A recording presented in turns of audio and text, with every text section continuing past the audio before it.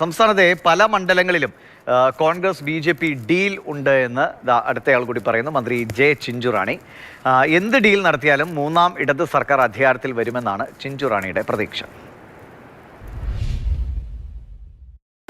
മന്ത്രി ജെ ചിഞ്ചുറാണി വീണ്ടും മത്സരിക്കുന്ന മണ്ഡലം ചടയമംഗലം പ്രചാരണത്തിലാണ് മന്ത്രി ഉള്ളത്. മൊത്തം എല്ലായിടത്തും പോയി കഴിഞ്ഞു. പിന്നെ ഒരു റൗണ്ട് ഞങ്ങൾ റോഡ് ഷോ നടത്തി മണ്ഡലത്തിൻ്റെ മുഴുവൻ ഭാഗങ്ങളിലും എത്തി. രണ്ടാം റൗണ്ട് ഞങ്ങളിപ്പോൾ എല്ലാ ഘടകമ്പോളങ്ങളും ഒരു ദിവസം ഒരു പഞ്ചായത്ത് പരമാവധി വോട്ടർമാരെ നേരിട്ട് ഒന്നുകൂടി കാണുക എന്നുള്ളതാണ് ഇടതുപക്ഷത്തിൻ്റെ ഒരു ലക്ഷ്യം തന്നെ. പരസ്പരം ഉന്നയിക്കുന്ന ആരോപണം ഡീലാണ്. BJP CPM ഡീൽ എന്ന് പറയുന്നു, അല്ലെങ്കിൽ കോൺഗ്രസ് BJP ഡീൽ എന്ന് പറയുന്നു. മുഖ്യമന്ത്രി പരസ്യമായിട്ട് പ്രതിപക്ഷ നേതാവിനെതിരെ ഫോട്ടോ അടക്കം ഫേസ്ബുക്കിൽ പോസ്റ്റ് ചെയ്യുകയും ചെയ്തിരുന്നു. അത്തരത്തിലുള്ള ഡീൽ എല്ലായിടങ്ങളിലും ഉണ്ടോ?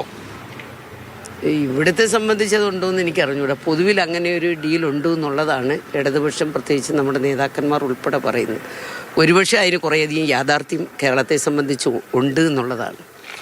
ഈ കഴിഞ്ഞ തവണ മികച്ച വിജയം നേടി 99 സീറ്റ്, അവസാനം 98ലേക്ക് എത്തി. ഇത്തവണ എത്രത്തോളം സീറ്റാണ് നമ്മൾ സംസ്ഥാനത്ത് പ്രതീക്ഷിക്കുന്നത്? ഇത്തവണ കേരളത്തിലെ മൂന്നാം ഗവൺമെൻറ് അധികാരത്തിൽ വരാൻ പോവുകയാണ്.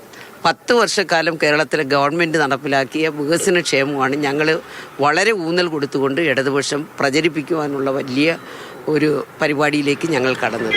5 വർഷം കൊണ്ട് ഈ മണ്ഡലത്തിൽ മാത്രം 1200 കോടി രൂപയുടെ വികസനം ഞങ്ങൾക്ക് നടപ്പിലാക്കാൻ സാധിച്ചു.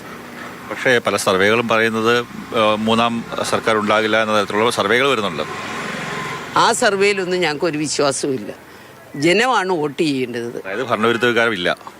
ആ ഭരണവിരുദ്ധ വികാരം ഒരിക്കലും കേരളത്തെ സംബന്ധിച്ചുണ്ടാകില്ല. നമ്മൾ തന്നെ നോക്ക്, എത്ര കാര്യങ്ങളാണ് ചെയ്തിരിക്കുന്നത്, എത്ര കോടികളാണ് ഓരോ വർഷം പ്രോഗ്രസ് റിപ്പോർട്ട് ഗവൺമെൻറ് ഇറക്കുകയാണ്. ആ പ്രോഗ്രസ് റിപ്പോർട്ട് നമ്മുടെ ജനങ്ങളുടെ കയ്യിലാണ് നമ്മൾ കൊടുക്കുന്നത്. അവരല്ലേ പറയേണ്ടുന്നത്. ചടയമംഗലത്ത് പരമ്പരാഗതമായി ഇടതുപക്ഷം ജയിക്കുന്ന ഒരു മണ്ഡലമാണ്. അതത്ര ഇത്തവണ ആ ഒരു ഈസി വാക്കോറായിരിക്കുമോ?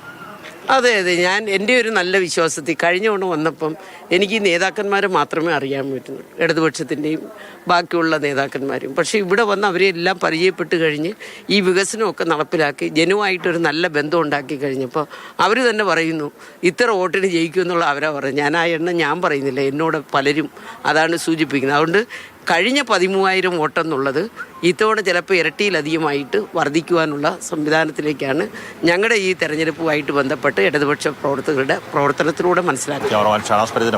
കണ്ണൻ നായർ, മാതൃഭൂമി ന്യൂസ്, കൊല്ലം.